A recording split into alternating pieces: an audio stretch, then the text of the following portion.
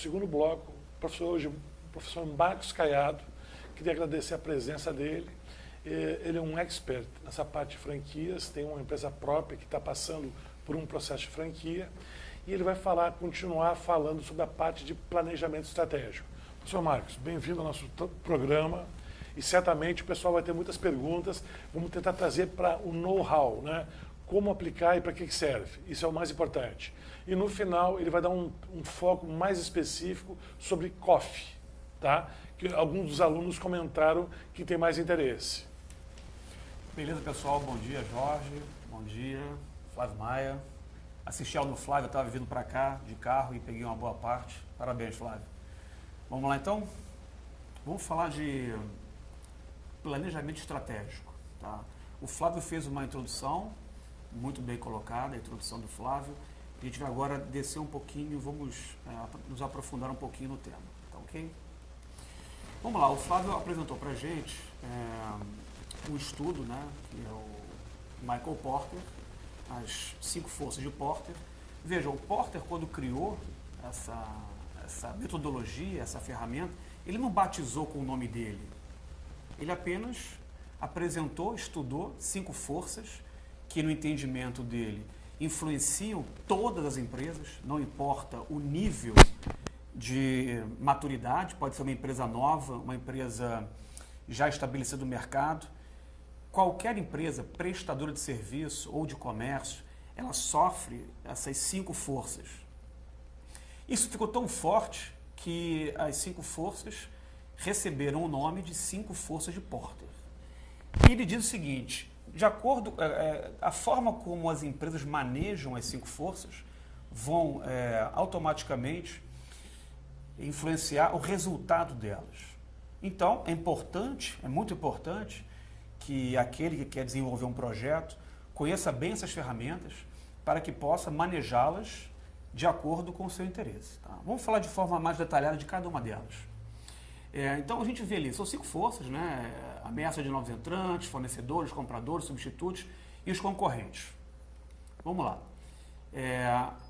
Avançando aqui. A primeira delas, ameaça de novos entrantes.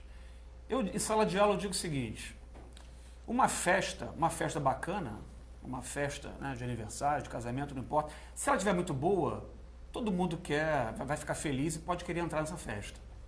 Como é que você vai aumentar a barreira de entrada? Como é que você vai impedir ou minimizar a possibilidade de alguém entrar nessa festa? Que quanto mais gente entrar, quanto mais competidores você tiver, pior para você. Então, quando você for desenvolver, montar, estruturar uma franquia, ou então investir como franqueado, analise profundamente essa questão. Tá? O produto e o serviço, ele é diferenciado? Como é que é o produto que você vai criar? Se você quiser investir num franqueado, né? Você quiser ser um franqueado, ter uma franquia, como é que é o produto? Como é que é o serviço dessa empresa? E a marca? É uma marca diferenciada? Quais são os serviços oferecidos? Eventualmente, um prestador pode ter uma patente, né? Uma tecnologia patenteada. Como é que está o acesso à matéria-prima? Você tem um acesso privilegiado? Você consegue bloquear, fazer contratos com fornecedores a fim de que outros competidores não tenham esse acesso que você tem? É uma possibilidade? É uma coisa importante. Se você consegue fazer com seus fornecedores algum tipo de contrato, impedindo que ele venda esse produto para um competidor seu, você bloqueia o acesso de um competidor a matérias-primas, por exemplo. E o ponto comercial. Se você tem um bom ponto comercial, ele também vai ser um impeditivo para que um competidor tenha sucesso, né? Às vezes um shopping center, um ponto estratégico, uma boa frente, por exemplo. Se você consegue ter um bom acesso, uma boa localização, você automaticamente impede que outros competidores tenham o mesmo sucesso. Ok? Bom, uma força muito importante, quem está no mercado conhece, é a rivalidade, né? Rivalidade interna é o grau de competição. Quanto maior competidor, então você tem que analisar. Você vai criar uma franquia, você vai criar um produto, um serviço. Como é que é a rivalidade disso? Quantos competidores estão no mercado? Qual é o grau de profissionalismo que eles têm, diferenciação? quanto mais competidor, maior a rivalidade. Se não houver diferenciação do seu produto, você vai ter um problema. Quanto menor a diferenciação do produto ou do serviço, maior será a rivalidade. Você automaticamente vai entrar numa guerra, que é uma guerra de preços. E uma guerra de preços, todo mundo já sabe, não é nada muito animador. Muitas vezes você quer combater uma rivalidade baixando o preço. E ao baixar o preço, o teu competidor pode eventualmente copiar e você ter uma guerra, como você vê aí em algumas indústrias. Crescimento lento da indústria. Quando você vai investir você quiser montar um projeto, um produto, um serviço, analisa se esse produto, esse projeto, ele está em expansão. Ele está crescendo? O que você está criando vai crescer ao longo do tempo? Esse serviço que você quer oferecer, ele tem uma tendência de crescer, de expansão, ou ele vai ficar estável ou está em declínio? Se ele não estiver crescendo, você vai ser mais um competidor no mercado e vai ser aquela história que a gente brinca, de roubar montinho, né? Um roubando o montinho do outro. Automaticamente a rivalidade aumenta. E por fim, grandes interesses expansionistas. Observem, essa tela aqui, anterior, né? Essa aí. Grande interesse expansionista. Vocês devem observar na indústria fast food, alguns hambúrgueres, por exemplo, uma guerra muito forte. Quando entra uma cadeia internacional e ele quer ocupar mercado e ele tem muito recurso financeiro para investir, ele tem uma estratégia expansionista, ele vai sacrificar o preço dele, vai colocar o preço dele para baixo e automaticamente a rivalidade vai ser grande. Então, analisa onde você quer investir, qual o segmento que você quer colocar, porque possivelmente, se houver um grande player com uma grande estratégia de expansionista, de expandir a sua rede, você pode ter uma rivalidade muito grande e automaticamente, com rivalidade grande, a sua lucratividade vai baixar. Outra força, substitutos. O substituto, né, eu me lembro muito bem de quem é mais antigo vai se lembrar de revelações fotográficas, né? Os franqueados que tinham rede em revelação tiveram muito problema porque mudou completamente a tecnologia. Uma vez, quem é mais antigo lembra de revelar, hoje em dia é tudo digital, então entrou um substituto, uma tecnologia nova que pode acabar com o seu negócio ou então diminuir muito a sua lucratividade.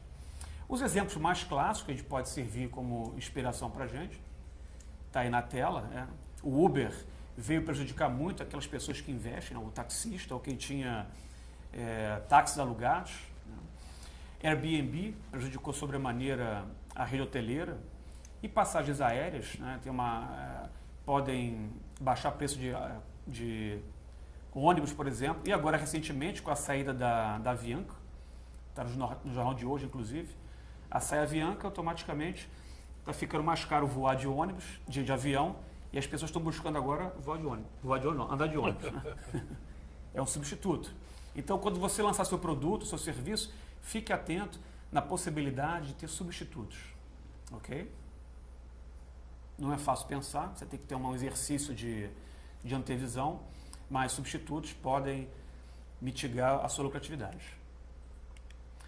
Fornecedores, muito bem. Fornecedores, uma força muito importante. Tá? Quem já está no mercado sabe que os seus fornecedores, eles querem o quê? Normalmente eles querem aumentar preço. E você tem alternativa? Se você não tiver alternativa, os seus fornecedores vão crescer, né? Vão te pressionar e você terá dificuldade de repassar preço muitas vezes. Então, fornecedor é uma força muito importante e que você tem que buscar sempre uma alternativa. Eles podem, eventualmente, não estou dizendo que são todos, mas eventualmente eles podem querer reduzir qualidade, cortar prazo, diminuir serviço, diminuir garantia. No nosso negócio, na minha empresa, eu estou sempre buscando alternativas, eu procuro sempre observar quais são os fornecedores mais importantes, aqueles que podem, de fato, reduzir a minha margem, e eu estou sempre buscando uma alternativa. Então, a gente tem que considerar sempre a força do fornecedor, é uma coisa muito importante. Se você vai investir, você está pensando num projeto, né? Pensando numa franquia, quantos fornecedores existem no mercado? Quantos? Se existirem poucos fornecedores, atenção, Atenção, porque você pode ter problema. Então, antes de você planejar, antes de você investir, planeje quem serão seus fornecedores. E veja se tem substitutos, né? Se você pode comprar de outros fornecedores, ou então mudar o seu produto, mudar o seu serviço, fazer pequenos ajustes, para que você possa ter uma gama de fornecedores maiores. Tá? Pensem sempre nessas forças, uma delas é o fornecedor. Os compradores. A força dos compradores. Os compradores, eles estão querendo o quê? Em contrapartida, essa força dos fornecedores, você pode pensar sempre comparando com os compradores. Tá? A força do comprador, ele está sempre querendo o quê? O que um cliente quer? Ele quer pagar mais caro no seu produto? Ele quer pagar o quê? Ele sempre quer pagar mais barato. Né? Então, ele está sempre forçando o teu preço para baixo. O que ele exige de você? Exige prazo, exige qualidade, exige serviço e quer que você aumente a garantia. Tudo isso faz com que a sua margem caia. Então, observe também que quanto mais consumidores você puder atender, melhor. Porque se eles ficarem muito concentrados, poucos compradores, isso é muito perigoso para o seu projeto, para o seu negócio. Então, exatamente isso. Compradores concentrados, que compram grandes volumes, eles vão pressionar você.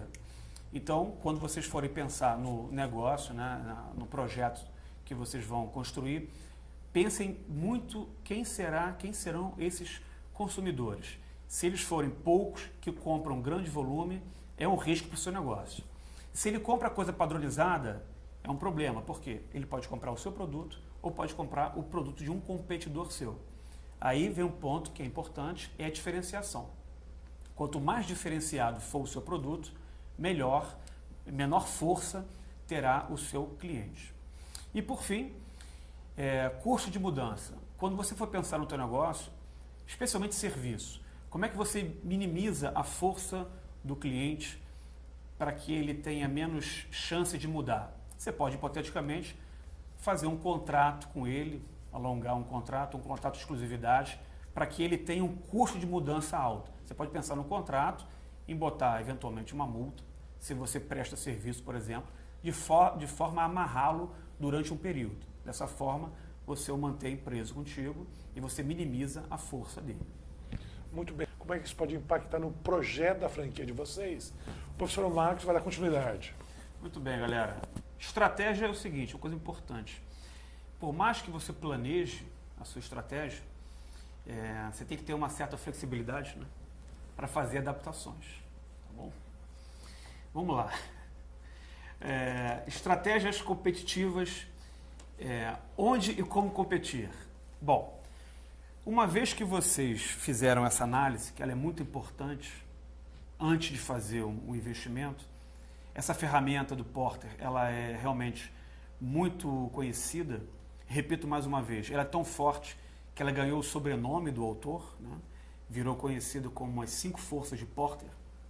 Uma vez que vocês fizeram essa análise, pensaram nas 5 forças, antes de efetivamente fazer o investimento, vocês agora vão tomar uma decisão. E mais uma vez, a gente vai usar o autor Porter, que é considerado um dos magos da estratégia. Basicamente, você vai decidir entre 2 formas de competir. Você vai escolher, por exemplo, competir liderando em custos ou se diferenciando. Basicamente, Porter vai dizer que são dois grandes caminhos que você pode seguir. Repito, ou você vai se diferenciar por custo baixo, ou você vai se diferenciar por produto, por qualidade, por serviço. Tá bom? Vamos lá. Vamos falar agora primeiro da liderança no custo total. Teria uma terceira estratégia, que é enfoque, mas eu vou privilegiar esses 2 caminhos, liderança no custo total ou diferenciação. Basicamente, são os 2 caminhos que você vai seguir. Liderança no custo total. Você vai, basicamente, pensar na sua empresa como reduzir custos. Essa é a coisa mais importante. O tempo inteiro você vai estar pensando em reduzir custos. Não significa que você vai produzir um produto de baixa qualidade. Não é isso.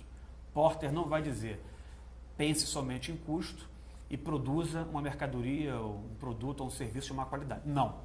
Mas você vai, nos seus esforços, pensar, sobretudo, em custos. Você vai buscar produzir alguma coisa semelhante ao que o seu competidor oferece, no entanto, por um custo menor do que aquele que ele produz. Vejam, quando você produz um produto ou você tem um serviço com um custo menor, você não tem a obrigação de vender mais barato. Eu vou repetir. Quando você produz um produto com um custo menor ou tem um serviço com um custo menor, você não necessariamente tem que vender mais barato. Mas, por ter um custo menor, você pode ter sim uma margem de lucro melhor. Tá bom assim? Você tendo custos mais baixos, a estratégia de liderança em custos vai fazer com que você pense muito em custos baixos. Ao ter custos mais baixos, você vai ter uma rivalidade menor. Quando o seu competidor deixar de ganhar dinheiro, você ainda conseguirá ganhar, porque o seu custo é menor que o do seu competidor. Em contrapartida, existe uma outra estratégia, que é a diferenciação. Aí você já não está pensando de forma tão sistemática em custo. Você vai buscar uma diferenciação. Você vai buscar oferecer um desempenho superior para o seu cliente. Um produto ou um serviço diferenciado. Mas Porter também vai dizer que você não pode deixar de pensar em custo. Você também tem que pensar em custo. Mas o seu drive vai ser, sobretudo, numa diferenciação. Oferecer algo a mais que o seu competidor não está oferecendo. Só que esse custo para oferecer uma diferenciação, ele tem que ser sustentável. Como assim? Você vai ter um custo maior para oferecer uma diferenciação. Se você tem um custo maior, automaticamente você tem que repassar isso para o preço. E aí tem uma questão, o seu cliente suporta isso?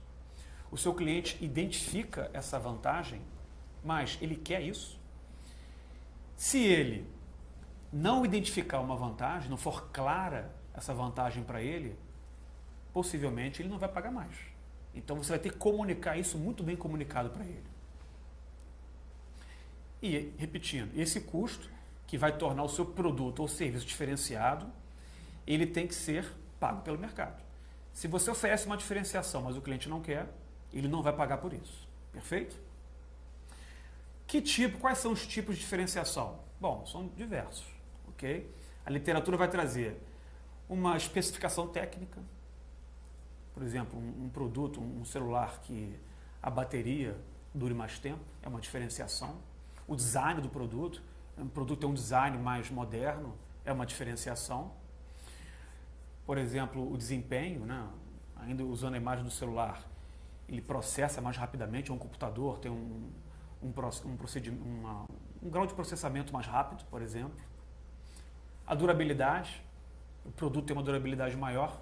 Tudo isso são diferenciações que você pode oferecer, mas, mais uma vez, importante. O seu cliente vai pagar por isso? Ele tem que ser muito bem comunicado, você explicar muito bem para ele a diferenciação, porque ele pode não se aperceber e vai simplesmente achar que é mais caro. Vamos lá? Também é uma diferenciação, mais uma vez, um ponto comercial. Um ponto comercial, ele pode ser mais caro, um bom ponto pode ser mais caro, o custo de ocupação, ele pode ser mais caro, mas pode trazer um diferencial. Então, a decoração do seu estabelecimento, se ele tem um ar-condicionado, o ar-condicionado legal, estacionamento, tem manobrista, enfim. Mais uma vez, quando você pensar no seu produto, no seu serviço, você vai buscar competir ou liderando custos, e aí você vai ter que ter margens mais apertadas, pensar em realmente economizar na ocupação, enfim, nos diversos custos, ou você vai buscar uma diferenciação. Na diferenciação, o cliente vai pagar um preço prêmio. Não quer dizer que você vai negligenciar o custo, mas A tua proposta é se diferenciar.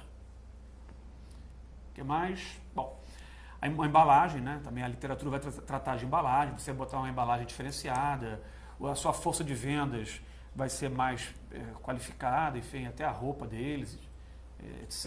A marca, né? Muitas vezes uma marca já estabelecida é uma diferenciação, tem uma reputação, e aí o cliente paga mais por isso. Uma diferenciação, pensa em roupas ou acessórios, a pessoa paga mais por uma questão de status, por aí afora. Tá? Então, basicamente é isso, Jorge, das estratégias. Uhum. Eu queria falar um pouquinho, se for o caso agora, da circular de oferta de franquia. Vamos deixar isso a COF para depois? Podemos. No próximo intervalo? Sim. Rapidamente. Da parte do planejamento da estratégia, que é a famosa COF. Então vamos esgotar esse assunto hoje de tal maneira que vocês sintam-se confortáveis de fazer uma COF. Perfeito, Marcos? Vamos lá. O que é a COF? A COF é uma circular de oferta de franquia, é uma exigência legal. Tá? A lei de franquia ela exige esse documento. Qual foi a intenção do legislador? O legislador ele quis, né, ao formular a lei, que os franqueadores, aqueles que vão apresentar seu produto, seu serviço, a sua franquia, né, a sua marca, que eles agissem com transparência. Essa é a intenção da lei, do legislador. Eles querem transparência. Então, a COF, repito, Circular de Oferta de Franquia, ele é um documento robusto, um documento grande, tem muita informação ali dentro, eu vou destacar as principais. Ela precisa que você coloque os principais pontos da sua franquia. Tá? Quando no seu projeto, então, você tem que pensar nos seguintes aspectos. Esse documento legal, ele tem que constar, por exemplo, com o histórico da sua franquia. Então, quem está formatando o seu negócio, ou quem tem um negócio e quer formatar para a franquia. Na COF tem que ter, resumidamente, o histórico da sua franquia. Quem são os sócios, contar um pouco da experiência, do negócio em si. Então a lei exige o histórico resumido da franquia. Mas não é só isso. Tem uma série de requisitos legais que tem que ser observados. Um deles é o balanço patrimonial do franqueador e DREs. Esses documentos têm que ser apresentados. A pergunta que em sala de aula se faz é: mas tem que estar junto da COF? Não. Você pode dizer que esse documento está com o seu contador à disposição. Mas caso o candidato queira examinar os balanços, eles têm que estar abertos, né, disponíveis para um exame. Mas o que a lei procura? Sabe, mostrar para o franqueado a sua saúde financeira. Tá bom? Nesse mesmo sentido, a lei exige a demonstração na COF de pendências judiciais. Quais são as demandas que a franqueadora responde perante a justiça? Todas elas têm que estar esclarecidas na COF para que o candidato, com o seu advogado, aí a recomendação é que o advogado assista ao franqueado, vá fazer um exame das demandas para saber qual é a natureza dessas demandas. Né? Vai que tem lá muita disputa, hipoteticamente, tem disputa entre os franqueados, estão reclamando de forma recorrente. Então, você, antes de investir, né, o franqueado pode ter acesso a essas demandas e fazer o seu levantamento. Uma coisa importante, a descrição na COF do perfil do franqueado. Qual o tipo de franqueado que você quer na sua rede? Quais as características? Você quer que ele tenha uma dedicação exclusiva? Ou ele pode ser apenas um investidor? O que você espera do franqueado? Quais são os pontos importantes, você franqueador, que quer que o candidato tenha para ingressar na sua coleção de franquias? Na COF tem que estar especificado as características, o que você espera desse franqueado. Outra coisa importante, muita clareza na COF dos valores que serão investidos. Uma estimativa de investimento. Não tem que ser um valor absolutamente preciso, porque as coisas mudam. Mas você deve descrever na COF quais são os investimentos em imobiliário, equipamentos, softwares, etc. Capital de giro. Também tem que constar na COF qual o valor da taxa de franquia, os royalties que você vai cobrar, a contribuição para o fundo de propaganda e promoção, tudo isso de forma muito clara nesse documento que tem que ser entregue ao candidato 10 dias antes da assinatura do contrato. Isso é muito importante. A lei ela é muito severa nesse ponto. A COF tem que ser entregue 10 dias antes da assinatura de um contrato. Por quê? A ideia da lei é dar tempo ao candidato para que ele possa examinar os documentos que ele quiser examinar, refletir, consultar pessoas, conversar com franqueados. A lei também exige isso, a COF também exige uma relação dos franqueados que estão na rede hoje em relação de franqueados que saíram. Tem que escrever na COF, relação dos atuais franqueados, daqueles que saíram, colocando um contato, um e-mail, para que o candidato possa conversar com um ex-franqueado e entender o que aconteceu. Aliás, isso é uma pergunta matadora, né? O Flávio Maia sempre fala em sala de aula, pergunta matadora. Pergunte para o franqueado se ele abriria uma outra, né? Você abriria uma outra franquia? É uma pergunta matadora. E uma outra questão que eu destaco, importante na COF, é a última que eu vou destacar aqui. A COF é um documento rico, eu recomendo a leitura, né? Tem vários itens. Aqui a gente não terá tempo de tratar todos os itens, mas regras com relação ao território. O território, né, você vai permitir que... Quais são as regras? Né? O franqueado ele pode ter mais de uma franquia, ele tem preferência, por exemplo, num determinado território, ele pode atender, eventualmente, por um caminho digital, um cliente de uma outra área, de um outro franqueado. Tudo isso, mais uma vez, tem que estar na COF. O instrumento tem que ter muita transparência. Eu repito, a intenção do legislador foi conferir transparência. Então, a COF é um instrumento que tem que ter muitas informações, bem completo, e, mais uma vez, ser entregue com antecedência mínima de 10 dias para o candidato. Se o franqueador não cumprir essa exigência, há uma penalidade severa, que é devolver para o franqueado tudo que foi pago. Então, muito cuidado com esse documento. Muito bem. Antes da gente partir para as perguntas, professor Marcos, eu queria que você disponibilizasse um contato para eventuais dúvidas dos alunos. Tá, na primeira aula que eu dei, no primeiro slide, tem meu e-mail e tem meu WhatsApp, né, telefone celular. Tá? E aqui tem algumas perguntas de alguns internautas aqui, nossos colegas fazendo aqui, né? Quais são as perguntas que você tem? Primeiro, da parte Porter, depois da parte COF. Tá. Vamos lá. Então, dentre as 5 forças de Porter, qual você considera que merece maior cuidado na hora de avaliar um projeto? Eu acho que não existe uma força só que deva ser analisada. Tá? Não existe uma força só relevante. Você tem que analisar as 5 forças. As 5 forças têm que ser estudadas. Porque uma delas pode ser mais, no teu negócio, uma delas pode ser mais relevante do que outra. Como você não sabe qual será, você tem que fazer um estudo como um todo. Por exemplo, fornecedor. Você tem vários fornecedores, você tem um leque de opções. Se você não tiver, você vai ter que se sujeitar a apenas um fornecedor. Se você se sujeita a apenas um fornecedor, você tem a tua margem de lucro possivelmente vai ser reduzida, porque o fornecedor, sabendo que é único, pode aumentar preço, reduzir prazo, reduzir garantia, etc. Então eu não diria que existe uma força. Eu diria que você tem que conhecer, analisar as 5 forças.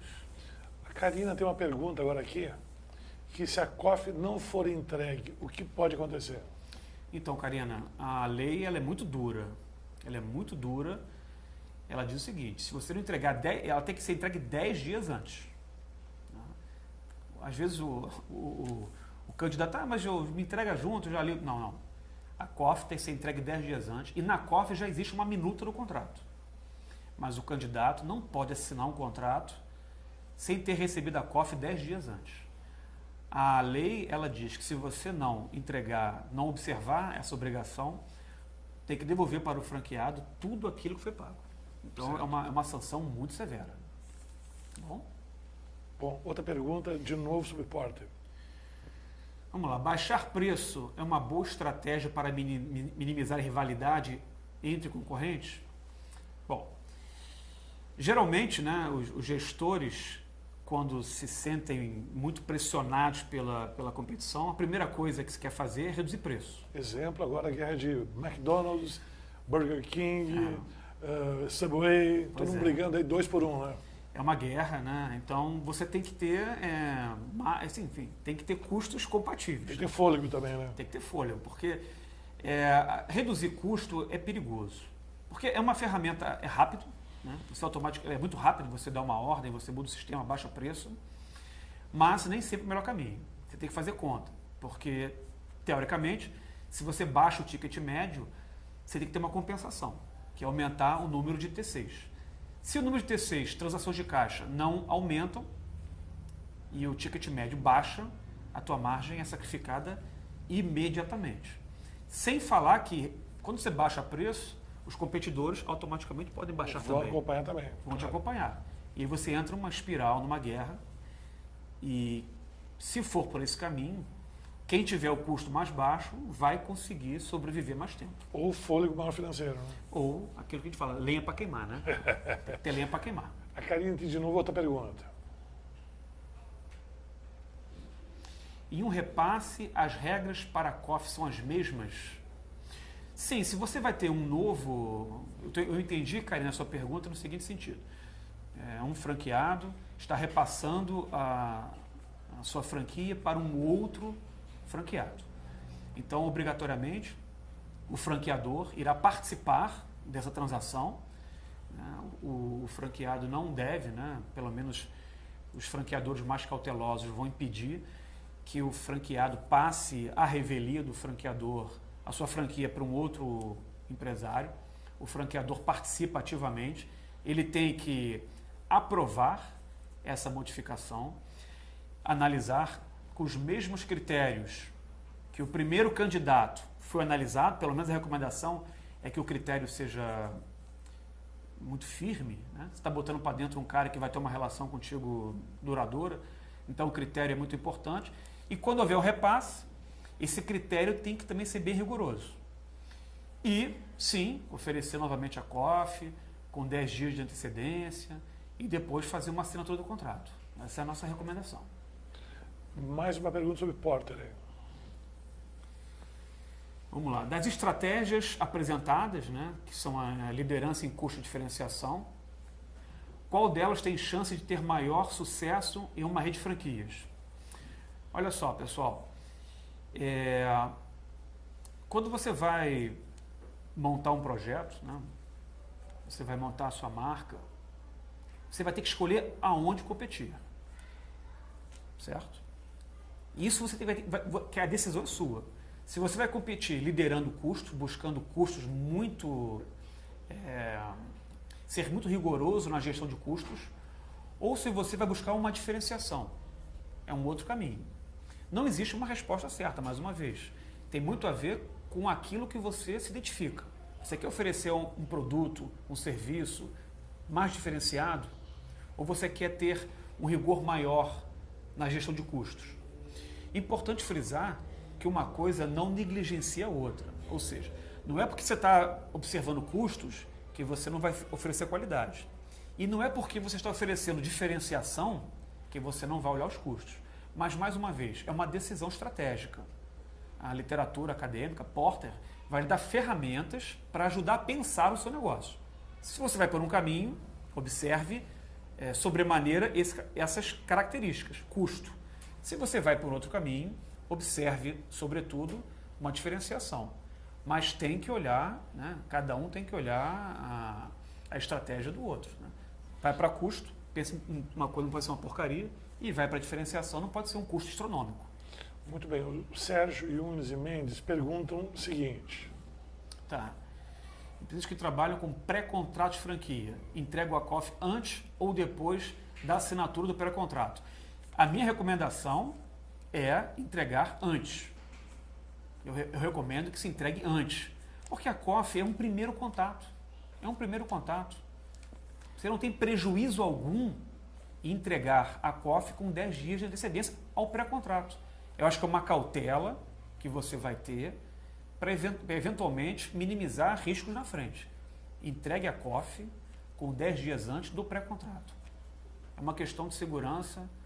Eu, como advogado, também penso assim. Karina, de novo. Vamos lá, Karina. A COF tem que ser assinada. Como fosse, sim. A COF, você, ao entregar a COF para um candidato potencial, ele assina um recibo de que recebeu a data naquela data. E a data, né, já falamos aqui várias vezes, tem que ser 10 dias antes da entrega da assinatura de um contrato. E a COF, não sei se foi colocado aqui de forma clara, eu vou repetir. A COF já leva consigo uma minuta do contrato. O que a lei proíbe é a assinatura de um contrato com esse intervalo de tempo menor que 10 dias. Então você tem a COF, você entrega para o candidato e ele assina um recibo. Assina um recibo e você arquiva na pastinha do candidato. Depois de 10 dias, 12 dias, 15 dias, ele assina o contrato e você bota na pastinha junto com o recibo da COF. Você estará bem seguro com relação a isso. A Elvira tem mais uma pergunta. Na prática, você já viu casos de pessoas que não concretizam um negócio após leitura da COF? Sim, com certeza. Com certeza. Sim, porque é justamente essa a intenção do legislador. Ele quer dar esse tempo, esses 10 dias, para que o candidato tenha chance de refletir. E não fique, de repente, no momento... Uma emoção, no oba-oba. Uma emoção, no oba-oba, numa euforia. O franqueado ele vai investir um recurso que muitas vezes pode ser a reserva econômica de uma vida. Então, a lei, ela exige, né? Mais do que convidar, ela exige uma reflexão. E o prazo que foi colocado para essa reflexão são 10 dias. Então, o candidato ouviu lá o discurso do franqueador, o candidato recebeu a COF, analisou a COF com um consultor, ou analisou a COF com um advogado. Tem chance de ter perguntas. Após a análise da COF, olha, agora tenho perguntas, eu analisei a COF, isso. E conversa com franqueados, e depois de formar um convencimento claro, sereno, 10 dias acho que é suficiente para isso, 12 dias, 15 dias, ele vai e assina. Mas nesse período, sim, ele pode reavaliar e não assinar o contrato.